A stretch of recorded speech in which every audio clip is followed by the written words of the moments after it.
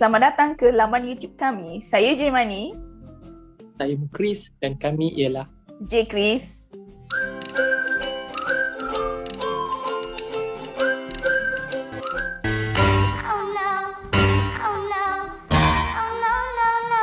Memberi makan kepada haiwan liar adalah dilarang. Kau rasa apa? aku memang memberi makan dekat haiwan liar ni, dia boleh jadi dua keadaan. Satu, memang tak boleh nak bagi terus. Satu lagi boleh bagi, tapi kena tengok situasi.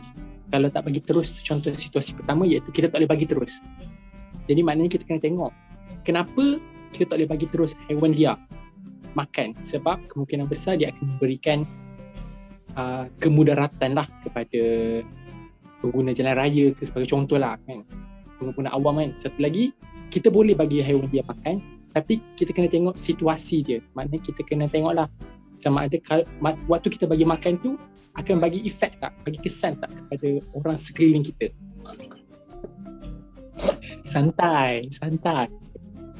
Habis belajar, so aku dah balik rumah kan masa tu.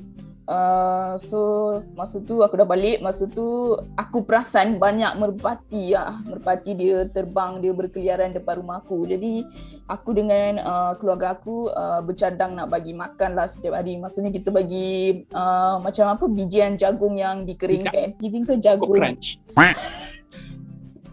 Mula memang tak ada orang lah yang komplain ke atau lapor ke atau buat laporan ke apa semua. Tapi lepas hampir setahun grup WhatsApp taman aku, diorang mula bukan taman lah, lorong aku rasa lorong aku, sebab aku tak ada dalam grup WhatsApp tu, abang aku je ada. Jadi diorang mula persoal, diorang mula komplain. Maksudnya diorang soal kenapa aku nak bagi. Lepas tu lagi satu, benda tu macam mengotorkan pakaian yang dijemur. Lepas tu kereta mereka. Lepas tu pagar pun kena tai burung merpati, semua tu lah. Aku bagi makan atas nama seorang manusia tau. Aku cuma buat tanggungjawab aku masa tu. Dan aku memang, jujur cakap, aku tak tengok pun. Maksudnya aku tak tengok kesan dia kepada orang lain. Maksudnya aku tengok kesan dia kepada burung tu je. Memang salah aku lah tu, memang salah aku. Jadi apa aku buat, aku masih, walaupun dapat komplain dalam grup, lepas tu abang aku ada macam tegur lah. Dia kata mungkin kita kena berhenti bagi makan sebab dia beri kesan kepada jiran-jiran kita juga. Kita kena fikir juga. Kita biasa hidup dalam komuniti yang kita kata komuniti yang sibuk dengan mengejar kemewahan, sibuk dengan pekerjaan. Jadi mereka tak pandang benda-benda macam tu. Benda-benda kecil yang berlaku di sekeliling kita, kita tak pandang. Orang-orang tu tak pandang. Jiran-jiran aku tak pandang. Kemanusiaan dia tak berpihak pada kita lah. Walaupun kita punya niat tu baik kan. Jadi aku pun stop lah, aku berhenti bagi makan kepada burung merpati. Dan memang sampai sekarang dah berhenti terus. Tapi lepas tu ada pula masalah yang wujud bila bagi kucing makan pun jadi masalah. Dia macam, kalau aku bagi kucing makan, contohnya aku bagi kucing makan, lepas tu kucing tu pergi berak. Tapi kucing tu bukan kucing aku tau. Kucing tu bukan kucing aku.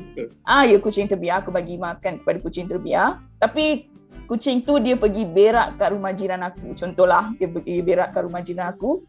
Jiran tu mula komplain. Dia kata, kalau saya tahu siapa punya kucing ni, walaupun tak kisahlah dia jaga ke atau dia just bagi makan, saya akan saman orang itu. Apa yang tengah berlaku dalam masyarakat kita sebenarnya. Terus kata, kalau bagi makan juga aku saman. Sampai bila nak habis kan benda tu kan. Jadi maknanya kalau kita rasa macam, kalaulah masih ada lagi sifat kemanusiaan dalam diri kita, kita kena fikir jalan yang sesuai untuk bagi memenangkan kedua belah pihak. Setuju. Maknanya untuk jiran kita sendiri yang suka bagi makan dan juga kepada haiwan tu. Janganlah sampai binatang tu belah dendam, berak kat atas kepala orang yang nak saman dia tu. Haiwan kanlah tiba-tiba nak berak kat jamban ke apa kan. Betul. Tapi dah haiwan dia memang tak cukup sifat. Dia tak cukup sifat, dia tak cukup akal. Faham tak? Otak dia ada, akal dia tak ada. Dia tak cukup akal macam manusia kan. Jadi kita yang kena faham dia. Kita yang kena faham keadaan dia, bukan dia yang faham keadaan kita. Tak bagi makan kat kucing. Lepas tu kau nak saman pula orang bagi makan kat kucing. Kau tu siapa? Macam tu. Kalau kucing berak, kita boleh bersihkan. Tapi hati kotor kau tu boleh bersihkan tak? Terbiar ni kita bagi makan, benda tu bagi aku benda yang sangat-sangat patut kita puji orang tu. Sebab yelah, haiwan terbiar bukannya haiwan yang kita jaga kan. Kita tak cucuk vaksin pun kat haiwan tu kan. Maknanya benda tu patut dipuji lah.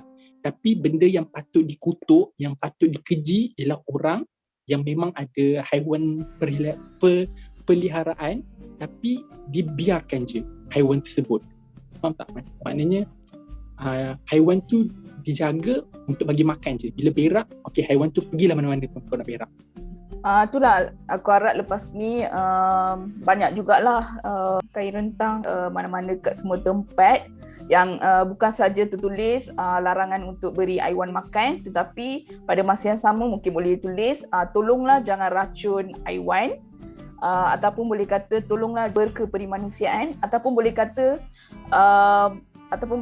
tolong jadi manusia sebab binatang dah banyak. A few moments later. Jangan lastik dekat binatang. Jadi apa pandangan korang terhadap isu ini? Patut ke kita bagi makanan dekat haiwan yang terbiar? Terima kasih. Bye.